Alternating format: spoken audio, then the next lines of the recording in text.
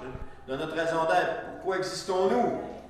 Nous existons pour mettre les gens en relation avec Jésus et ainsi changer le monde. Pourquoi changer le monde? Parce que lorsqu'une personne est en relation avec Jésus, son monde autour d'elle, son monde à elle change et son monde autour d'elle change aussi.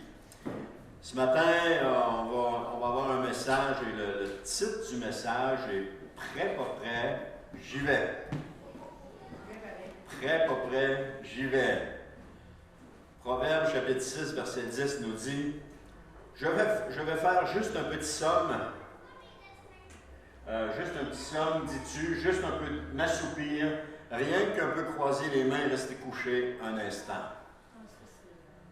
Et la phrase thème du message ce matin, c'est « Le risque de tomber endormi est plus grand lorsque nous sommes inactifs. » C'est vrai, si vous êtes actif, que vous travaillez, vous ne tomberez pas endormi. C'est impossible de tomber endormi quand on est actif. Mais c'est quand on s'assoit, on dit « Oh, je veux juste m'asseoir un petit peu. » Je sais, quand je m'assois sur l'heure du dîner, je tombe endormi. C'est souvent comme ça. Henri Drummond a dit « Aucun homme ne peut devenir saint dans son sommeil. » Hein? Aucune personne, aucune personne ne peut devenir sainte dans son sommeil. Un homme avait conduit toute la nuit et le matin, il était encore loin de sa destination. Alors, il a décidé de s'arrêter à la prochaine ville qu'il y avait, puis il a décidé de se garer à un endroit. Et à cet endroit où il a décidé de se garer, c'était tout près d'une ligne de joggeurs de la région, de la ville, qui allait courir là. Alors, il a décidé de s'assoupir un peu, de dormir peut-être quelques heures avant de reprendre la route pour se rendre où est-ce qu'il voulait aller. Alors, comme il s'est mis à somnoler un peu, il y a quelqu'un qui frappe à sa fenêtre. Là, il a regardé dehors, puis il y avait un jogger courir sur place. Hein? Il courait sur place, il venait de frapper à la fenêtre, il courait sur place. Il a répondu oui. Il dit « Excusez-moi, monsieur, dit le jogger. » Il dit « Est-ce que vous avez l'heure? » Là, il a regardé sur l'horloge dans son auto, puis il a dit « Oui, il est 8h15. » Alors le jogger a dit « Merci, puis il est parti. » L'homme se réinstalla, puis juste comme il était en train de somnoler, ça frappe encore à sa fenêtre une deuxième fois. Un autre jogger. « Excusez-moi, monsieur, avez-vous l'heure? » « Oui, il est 8h25. » Le jogger dit « Merci », puis il repart. Alors là, il dit « C'est assez, là. Toutes les fois qu'il va en passer un, il va arrêter, il va me demander l'heure. » Fait qu'il s'écrit sur un bout de papier, puis il le met dans sa fenêtre, et il dit « Je n'ai pas l'heure. » Alors là, il décide de s'assoupir, puis comme il est juste en train de s'endormir, ça frappe à la fenêtre. Et là, il ouvre les yeux, puis il regarde. « Il est 8h45, monsieur. » Il y avait quelqu'un qui avait l'heure pour lui.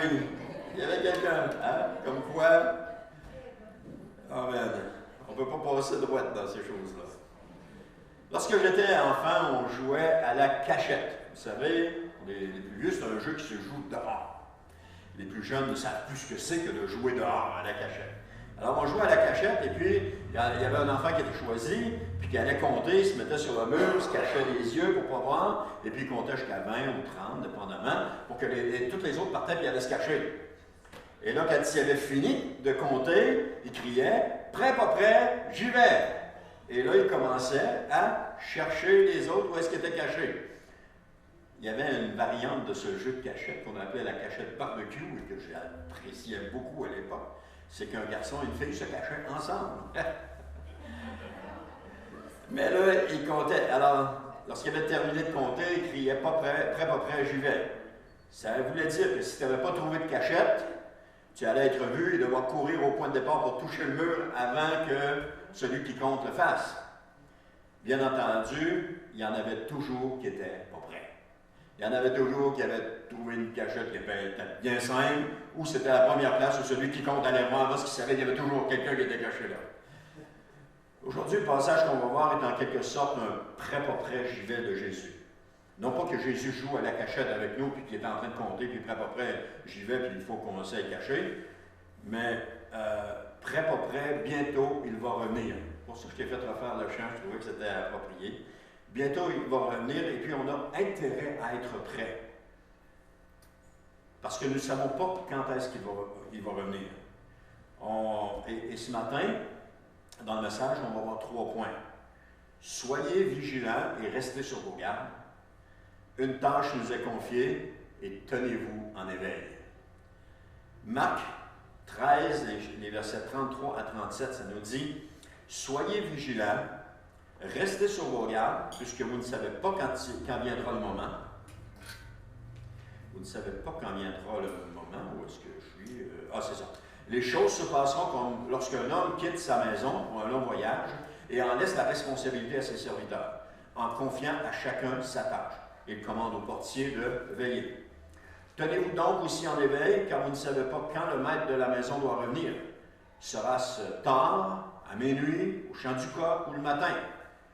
Verset 36, qu'il ne vous trouve pas en train de dormir, s'il revient à l'improviste, ce que je dis là, je le dis à tous, tenez-vous en éveil.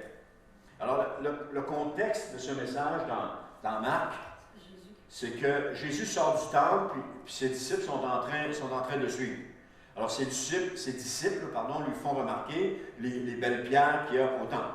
Effectivement, les pierres qu'Hérode avait fait tailler étaient magnifiques, surtout à l'époque. Aujourd'hui, on peut encore voir des pierres.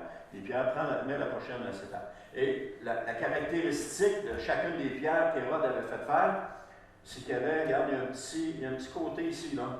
Chacune des pierres avait ce petit côté-là. Regarde, ici, on le voit encore, ici, on le voit. Elles avaient toutes comme un, je ne sais pas comment est-ce qu'on peut appeler ça, là, un edge. Donc, c'était pour les Juifs à l'époque, c'était gros comme travail de faire ces choses-là. Alors, chacune des pierres était comme ça.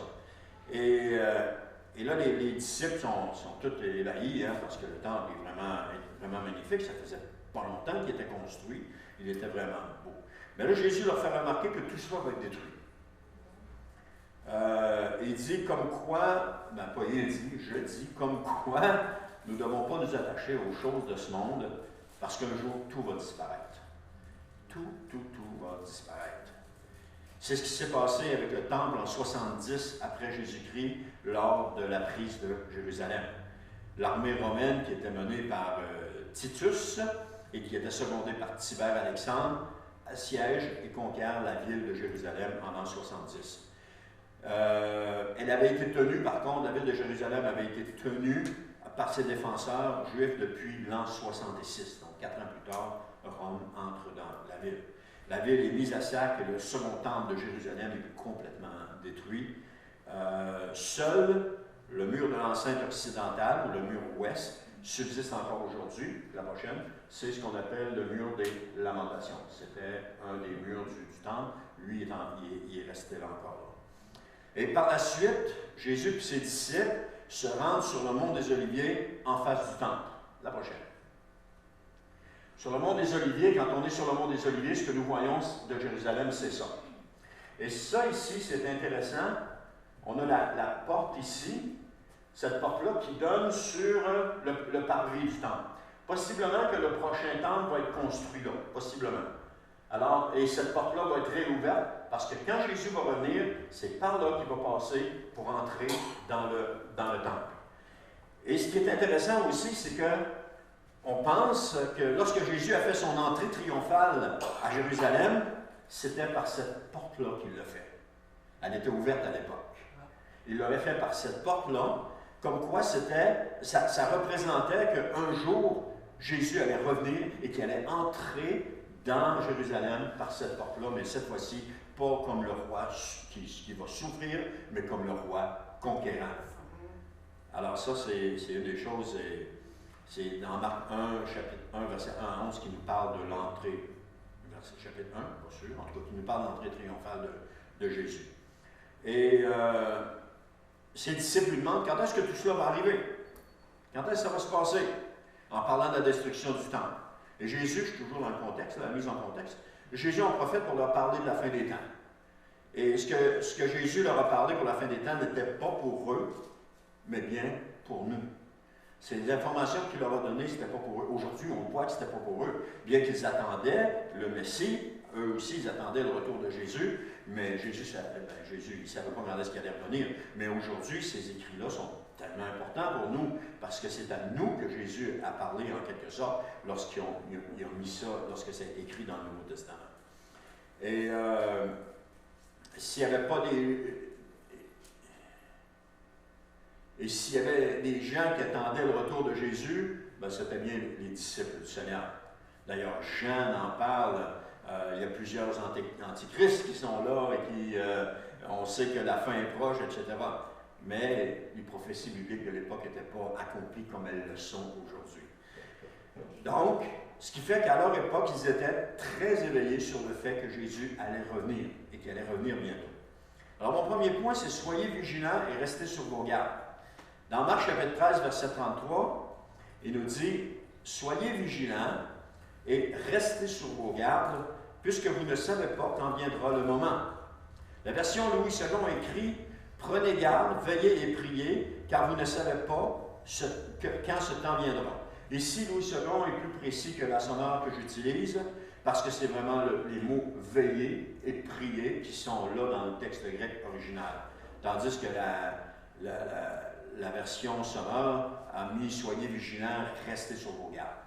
C'est pas tout à fait, ben ça agrémente bien le texte, ça agrémente bien le texte, mais c'est pas tout à fait la bonne traduction. Alors, si vous remarquez, il y a 3 mots. Prenez garde, veillez et priez. Ces mots-là sont à l'impératif, donc ils sont un commandement. Quand Jésus dit « prenez garde », il est en train de commander à ses disciples à l'époque, il est en train de nous commander à nous. Prenez garde. La même chose, il dit « veillez et priez ». Pourquoi veiller et prier? Pourquoi est-ce qu'il nous commande de veiller et de prier? Parce que les temps qui vont venir vont être de plus en plus difficiles. Et on ne se le cachera pas. On a vu les 2 dernières années comment ça n'a pas été facile à tous les niveaux, mais ça va devenir encore de plus en plus difficile. Parce qu'il y a des gens qui sont décidés d'instaurer un gouvernement mondial. Et ça va avec les prophéties bibliques. Il va y avoir un gouvernement mondial. Donc, ils ont décidé de le faire. Mais les gens n'en veulent pas d'un gouvernement mondial. Donc, ça va se passer, mais ça ne sera pas agréable de la façon que ça va se passer. Et il va y avoir toutes sortes de contraintes, ça va être pire encore. Tout le monde dit, attendez à l'automne, on ne sait pas ce qui va se passer. Alors, tu vois, on nous prépare là-dessus. Mais comme chrétiens, on devrait on devrait pas se réjouir, parce que ce n'est pas des moments qui sont agréables, mais on devrait, je cherche le mot, on devrait être sur nos gardes, on devrait voir ces choses-là comme l'accomplissement de la parole de Jésus, voyons-le comme ça, l'accomplissement de la parole de Jésus, que Jésus va revenir bientôt, parce qu'il va revenir. Et un petit peu plus loin, je vais vous parler des 3 positions du retour de Jésus pré-tribulationniste, et vous allez voir, c'est une autre chose intéressante. Mais pourquoi est-ce qu'il nous demande de veiller et prier? C'est pour que nous puissions réussir à passer au travers. Parce que comme chrétiens, nous savons ce qui s'en vient. Donc, on ne devrait pas être inquiet du futur, parce qu'on sait ce qui s'en vient. C'est le retour de Jésus qui s'en vient, pour instaurer son règne. Alors, on n'a pas à être inquiet de ce qui va se passer dans le monde. On n'a pas non plus à critiquer ce qui se passe dans le monde, parce que ça doit arriver. Ces choses-là doivent arriver. Donc, on doit veiller et prier, puis prendre garde. Parce qu'on va devoir affronter ces choses-là. Nous aussi, on va devoir affronter ces choses-là. Après, c'était facile, le masque. Non, c'était pas facile. Je parle pour moi, là. C'était pas facile. Mais pensez pas qu'on est à l'abri. Parce que ce qui s'en vient, c'est un combat pour la chrétienté. C'est le retour du Seigneur Jésus. C'est un combat pour la chrétienté. Dans l'Apocalypse, au chapitre 2 et 3, c'est Jésus qui parle des églises, c'est Jean qui parle des 7 églises, c'est la prophétie de Jésus des 7 églises. Puis elle dit souvent « aux vainqueurs ». Donc, si elle dit « aux vainqueurs », c'est parce qu'il va y avoir un combat. Il n'y a pas de combat, il n'y a pas de vainqueur s'il n'y a pas de combat. Hein? Il y a plusieurs années, la maxime, c'était l'important, c'est pas de gagner, c'est de participer. OK? Mais pour ceux qui aiment ça, gagner, c'était plate en barouette, ça n'avait pas de bon sens. Alors, nos Canadiens sont partis aux Jeux Olympiques avec cette mentalité-là. L'important, c'est pas de gagner, c'est de participer. Mais on n'a pas souvent des médailles non plus. Mais au moins, ils ont participé. Vous comprenez un peu ce que je veux dire. Alors, il va y avoir un combat à mener, et de ce combat, nous devons sortir vainqueurs. On ne peut pas glisser avec le monde là où est-ce qu'il s'en va. On va devoir se battre. Se battre contre la chair et le sang? Non, se battre contre les principautés qui sont dans les lieux célestes. Parce que les récompenses vont être données aux vainqueurs. C'est pas compliqué. La médaille d'or aux Jeux olympiques est donnée au premier vainqueur.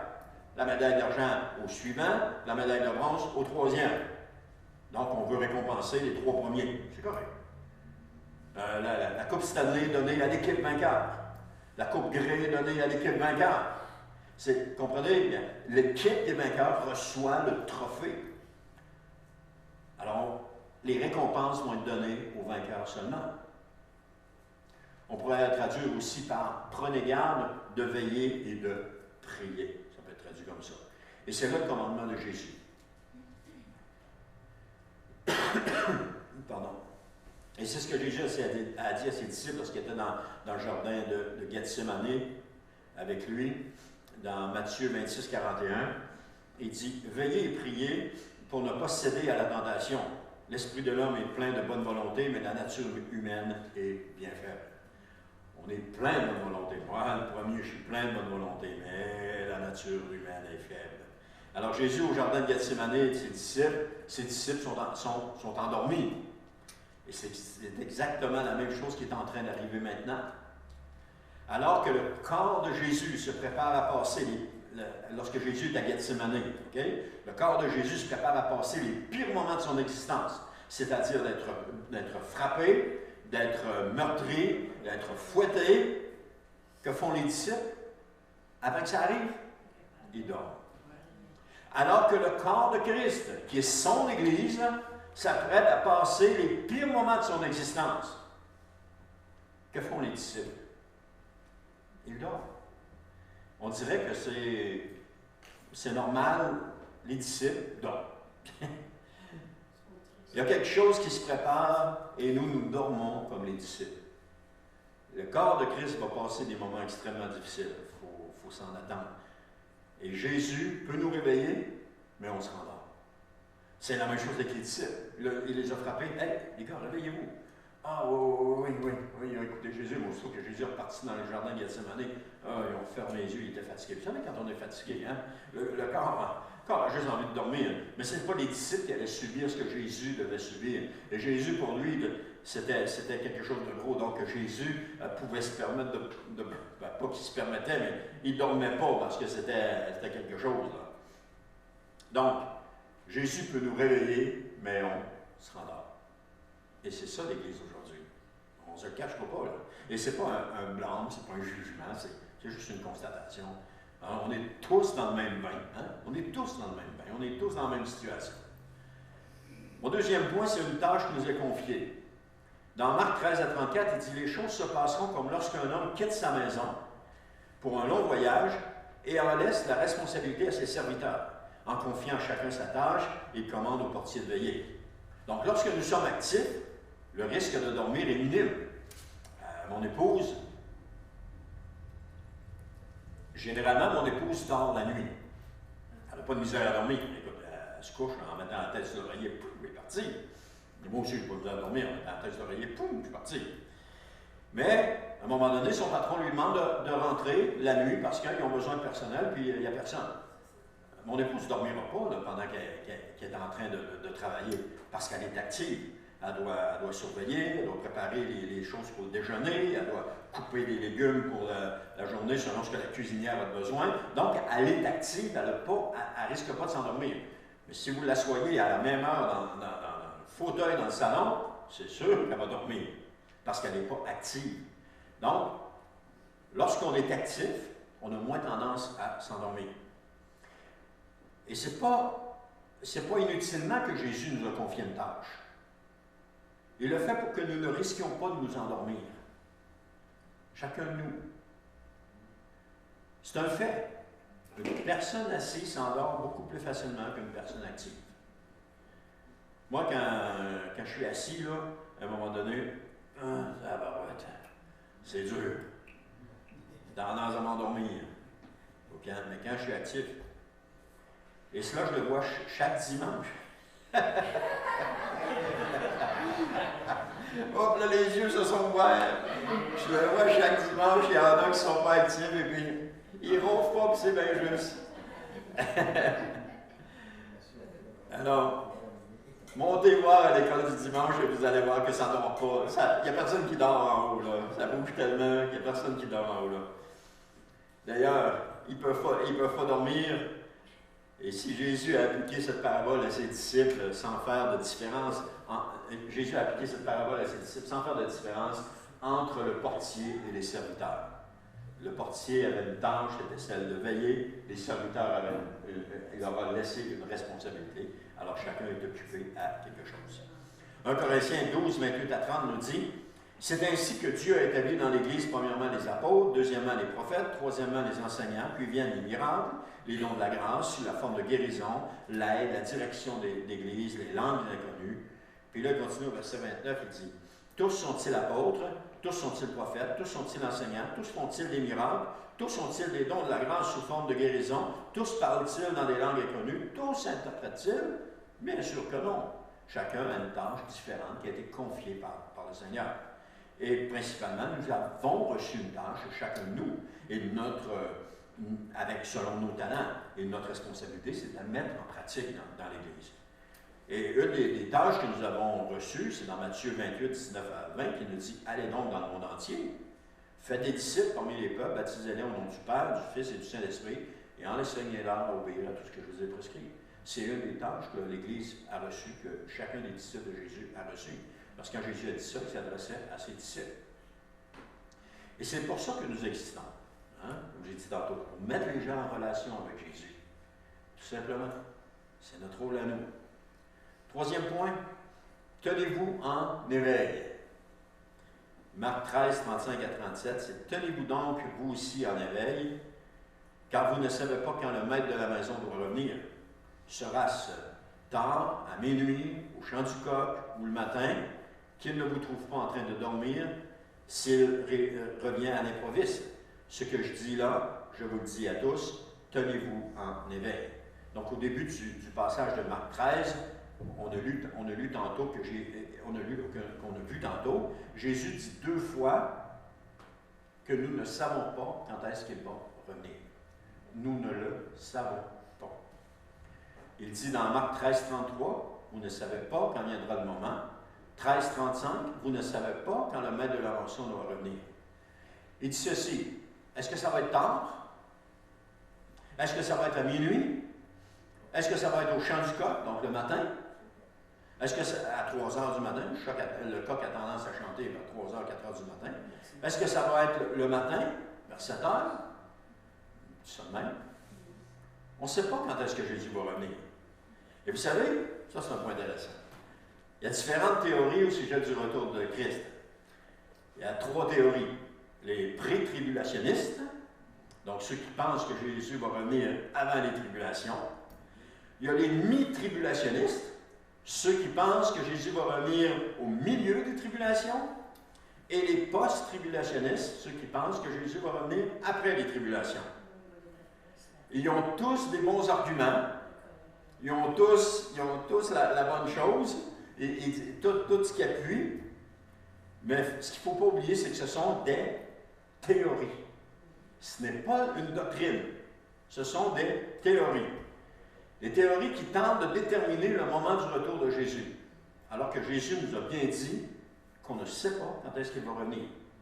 Une doctrine, comme le retour de Jésus, le salut par la foi, seul, la sanctification, ça c'est des doctrines. C'est juste un exemple, il y en a d'autres, mais ça, ce sont des doctrines. Elles sont là dans la parole de Dieu. Mais le pré, le mi ou le post-tribulationniste, ce sont des théories et non pas des doctrines. Donc on ne peut pas s'y fier comme si c'était la Bible.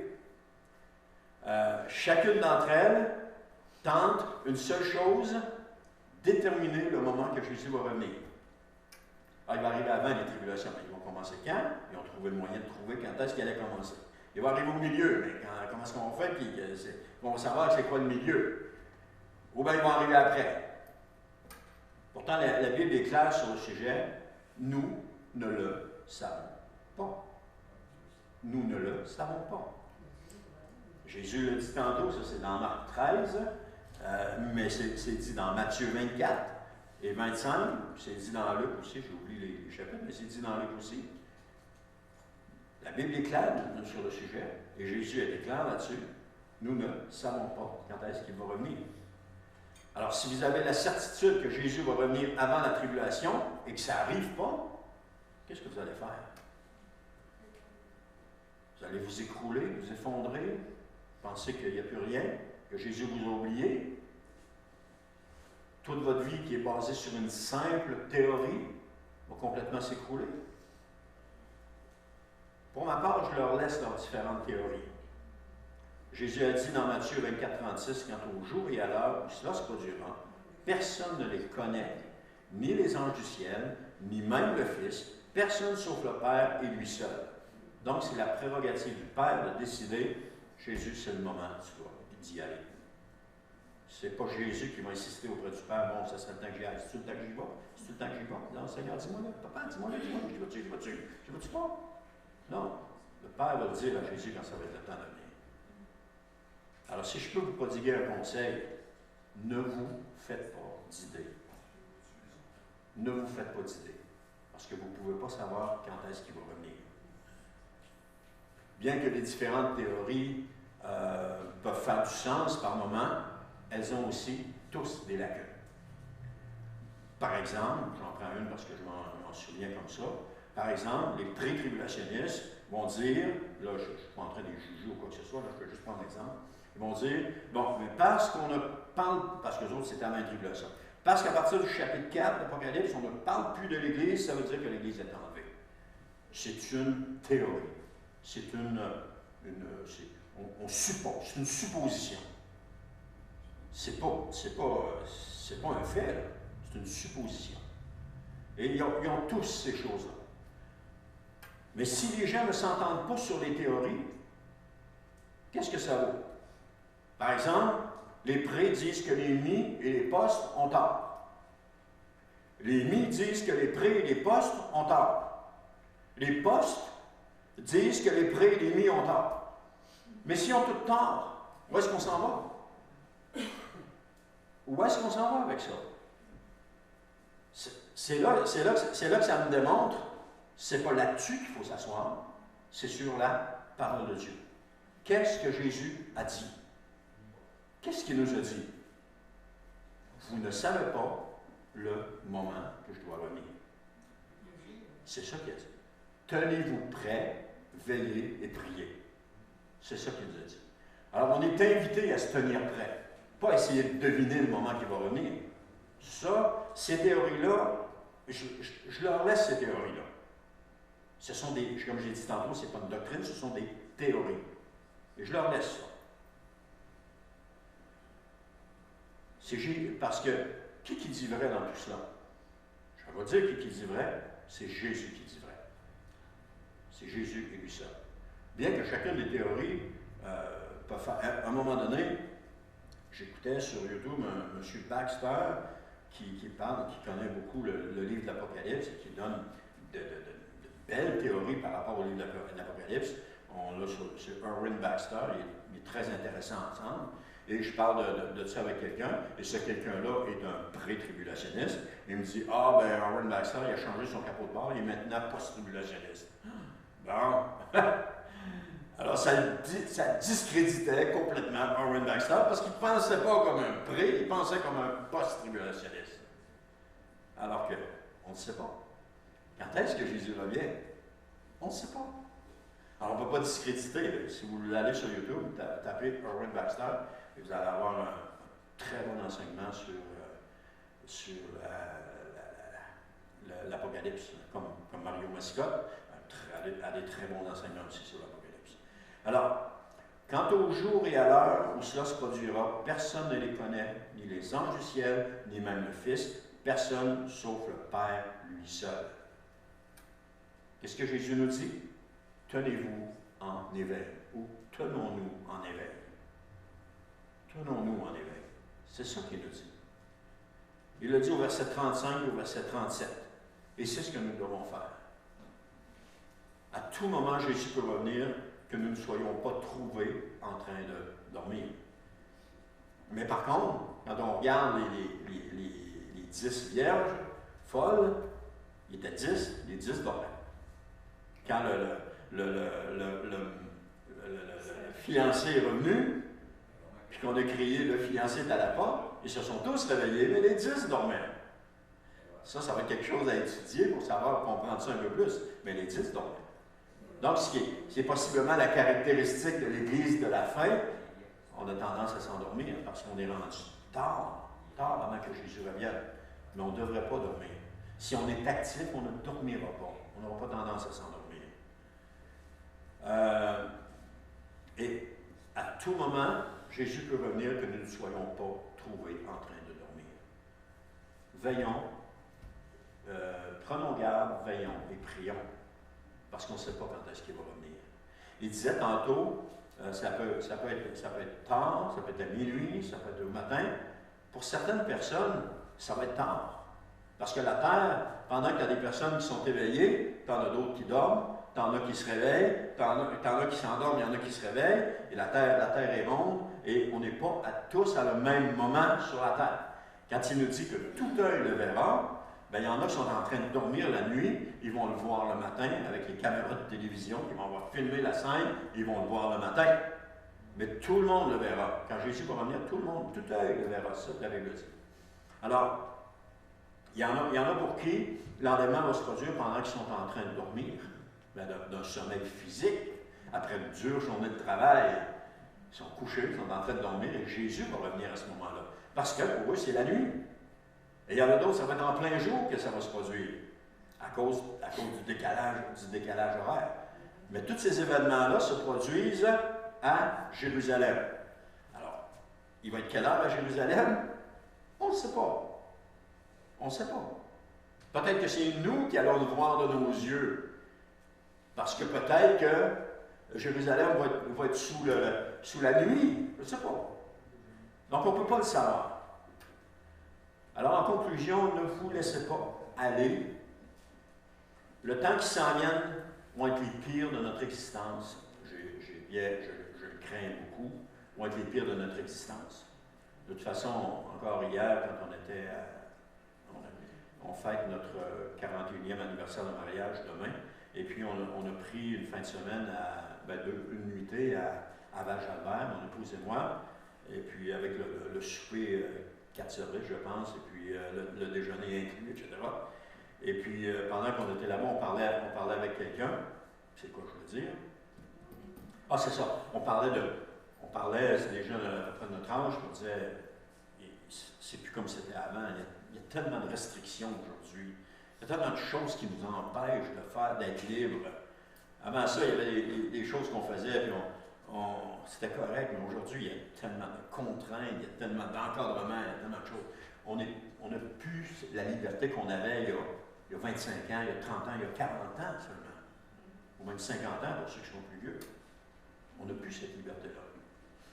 Il y a des choses que je comprends, parce que si on avait laissé aller les choses, ça serait pas beau. Mais il y a des choses qui sont dures à comprendre. J'essaie de me souvenir de mes années à l'école. Écoute, on sortait et on jouait dehors. C'était pas, il y avait le roi de la montagne. C'était pas, non, t'as pas le droit de monter sur le banc de neige, c'est trop dangereux. Non, t'as pas le droit d'aller dans ce jeu-là, c'est trop dangereux. Non, on va pas ici, c'est trop dangereux. Il n'y avait pas de ça. Écoute, l'hiver, là, je me souviens. En tout cas. Alors, les temps qui s'en viennent vont être les pires de notre existence. Il ne faut pas voir ça. Parce que plus qu'ils vont être pires, plus qu'on va se rapprocher du retour de Jésus. C'est ça qu'il faut voir. Plus qu'ils vont être pires. Plus qu'à un moment donné, on va voir le gouvernement mondial s'installer, plus qu'on va être proche du retour de Jésus. Parce que pour que l'Antéchrist se présente, il faut que ça aille mal en tabarouette. Parce qu'il va arriver en disant, j'ai une solution. Mais il faut que ça aille mal. Présentement, je pense que l'Iran a maintenant la bombe atomique. Et là, ce que les gens pensent, c'est que l'Iran va tirer une bombe atomique vers Israël, et puis Israël, parce que Damas va être détruit en un jour, et qu'Israël va rétorquer avec une bombe atomique, et là, tous les grands de la Terre vont se lever et dire, wow, wow, wow, wow, on arrête tout ça. On arrête tout ça parce que ça, c'est une théorie. On arrête tout ça parce qu'on ne sait pas, parce qu'on va détruire la Terre. Et là, il y en a un qui va se présenter et va dire, ben, écoutez, j'ai une solution. Et là, tout le monde va être d'accord avec cette solution-là. Ça peut être ça. Mais regardons sur la scène mondiale et principalement ce qui se passe en Israël, ça va nous donner un bon guide, ça va nous aider à mieux comprendre. Alors, les choses que les différentes théories induisent, je crois que les différentes théories induisent les gens en erreur. Alors, seul ce que la Bible dit est digne de confiance. Le monde ment sans arrêt. Les réseaux sociaux, c'est que du mensonge qu'il y a là-dessus. Les médias ne font que mentir. Les politiciens ne font que mentir.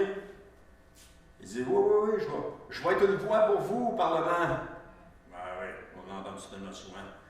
Qui voulez-vous croire, puis qui ne ment pas? Aujourd'hui, le mensonge est omniprésent dans notre société.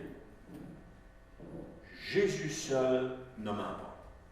La parole de Dieu seul ne ment pas. Ce qui est écrit dans la parole de Dieu, c'est la vérité.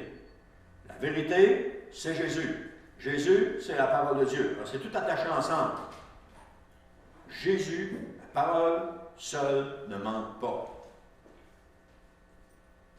Soyez pas crédules. Soyez vigilants et restez sur vos gardes. Parce que vous ne savez pas on ne sait pas ce qui nous parle du nez. On ne sait pas ça va être quoi la prochaine affaire qui va nous sortir. On ne sait pas. Il y a une tâche qui nous est confiée. Alors, négligez pas ce que Jésus vous a demandé de faire. Appliquez-vous à faire ce que Jésus vous a demandé. J'ai plus de son. Elle s'arrête. Ah, c'est toi? OK. Alors, 1, 2, 3. Ça marche? OK. Il y a une tâche qui nous est confiée et négligez pas ce que Jésus vous a demandé de faire. Chacun de vous. Soyez sur vos gardes. Allez pas dans la direction du monde parce que vous allez périr avec le monde. Mais allez dans la direction de Jésus. Allez dans la direction de la parole de Dieu. Allez dans la direction du Seigneur si vous voulez avoir la vie sauve. Parce que ce qui s'en vient, ce ne sera pas facile. Aujourd'hui, dans les écoles secondaires, c'est pas comme dans notre temps, nous, je reviens 40 ans après, c'est pas comme dans notre temps, nous. Les jeunes se ressemblent, mais les conditions sont vraiment différentes. Et ne négligez pas ce que Jésus vous a demandé de faire, tenez-vous en éveil. Doutez toujours de ce qu'on vous dit dans les médias. Soyez crédules. Crédules? Non, incrédules.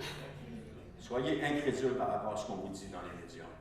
Vérifiez, contre-vérifiez, puis assurez-vous, de toute façon, à la base, c'est du mensonge. Alors, vous savez que ce qu'on vous dit, ils sont en train de vous mentir. Alors, à partir du moment où tu sais qu'ils sont en train de mentir, qu'est-ce qu'on peut leur porter? Comment est-ce qu'on peut avoir confiance en eux? Hein? On ne peut pas avoir confiance en quelqu'un qui passe son temps à mentir. Doutez toujours de ce qu'on vous dit dans les médias. Ne faites confiance qu'à la Bible. Et ça, c'est le message qui devrait être proclamé. Ne faites confiance qu'à la Bible. Parce que seule la Bible est la vérité. Vous allez voir comment vous allez vous porter beaucoup mieux. Beaucoup mieux. Et c'est quand on se détache de ces choses-là, puis qu'on y revient quelques temps après, quelques mois après, qu'on s'aperçoit, « Hey, mère, comment j'ai fait pour croire ça? » Je me souviens, j'avais plusieurs années, j'avais décidé d'arrêter d'écouter les films d'Hollywood. D'ailleurs, Hollywood, quelqu'un disait, Hollywood a réécrit l'histoire. Donc, on a une image faussée de l'histoire, parce que Hollywood, en nous présentant des films, on réécrit l'histoire, mais de façon fausse. Et là, qu'est-ce qu'on a comme bagage de véridique par rapport à l'histoire? Ah, c'est complètement faussé. C'est complètement faussé. Écoute, s'il s'était tué autant de monde dans le Far West comme il s'en est tué dans les films, il n'y aurait pas resté personne sur la Terre. En tout cas, en Amérique, il n'y aurait pas resté personne. Ça se tirait à qui mieux. c'était pas ça la réalité. Pourquoi est-ce qu'il portait un revolver? C'était-tu pour se faire un duel à tout moment donné dans les rues de la ville? Non, pour se défendre quand il était dans les champs par rapport aux animaux sauvages. Aux Indiens. Hein? Aux Indiens. Aux Indiens aussi, qui auraient potentiellement pu les attaquer, mais peut-être aux États-Unis plus qu'au Canada. Mais là, présentement, c'est quasiment rendu comme dans l'Ouest. Oui, c'est ça. Alors, faites confiance à la Bible seulement et à ce que Jésus dit, ou même encore ce que Jésus vous dit. Ça, c'est le petit conseil que je vous donne ce matin, que je vous prodigue ce matin. Amen. Seigneur éternel, je te remercie pour ce temps dans ta présence ce matin. Je te remercie, Seigneur, parce que c'est toi qui es la vérité, Seigneur. C'est toi qui nous parles. C'est toi, Seigneur, qui nous encourage, qui nous fortifie. Et Seigneur, nous savons que tu es la vérité. Alors, Seigneur, aide-nous, Seigneur, à continuer d'avancer dans ce monde, non pas à se laisser aller au découragement, mais à regarder à toi, Seigneur. À regarder à toi. Lorsque tu as envoyé les plaies en Égypte, le peuple d'Israël a toujours été protégé dans tout cela parce qu'ils étaient le peuple de Dieu. Aujourd'hui, l'Église est le peuple de Dieu et l'Église, à travers toutes les choses qui s'en viennent, l'Église va être protégée. Mais Seigneur éternel, on ne doit pas paniquer, Seigneur. Je te prie de nous aider de ne pas paniquer, de vraiment, Seigneur, s'appuyer sur ta parole puis d'avoir une pleine confiance en toi, Seigneur. Pleine confiance en toi.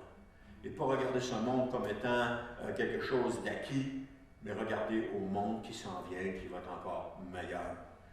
Déjà, quand Jésus va revenir, le monde va être encore meilleur. Ça va être un règne de justice et d'équité, le règne du Seigneur Jésus. Il n'y aura plus toutes ces choses qu'on vit aujourd'hui. Et les gens vont monter à Jérusalem pour aller te célébrer, Seigneur. Alors, Seigneur, aide-nous à voir plus loin que ce que on veut nous faire voir aujourd'hui. Aide-nous à voir plus loin que ce que le monde nous permet de voir aujourd'hui. Regardons plus loin, Seigneur. Et je te prie de nous aider. Je te prie de nous fortifier, de nous encourager. Je te prie, Seigneur, d'être avec nous dans chacune des situations. Et je te prie, Seigneur, qu'il n'y ait pas la discorde dans ton Église, mais qu'il y ait l'amour, Seigneur. Je te prie, Seigneur, qu'il n'y ait pas le jugement, mais qu'il y ait, Seigneur, la compréhension dans ton Église. Je te prie, Seigneur, pour un amour encore plus grand entre les frères et les sœurs. Et je te prie, Seigneur, pour qu'on soit fortifiés, Seigneur, à tous égards. Père, c'est dans le nom de Jésus que je t'ai prié, et c'est dans le nom de Jésus que je te le demande.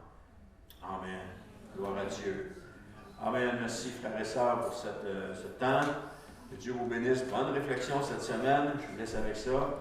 Et que Dieu vous accompagne et qu'il vous encourage.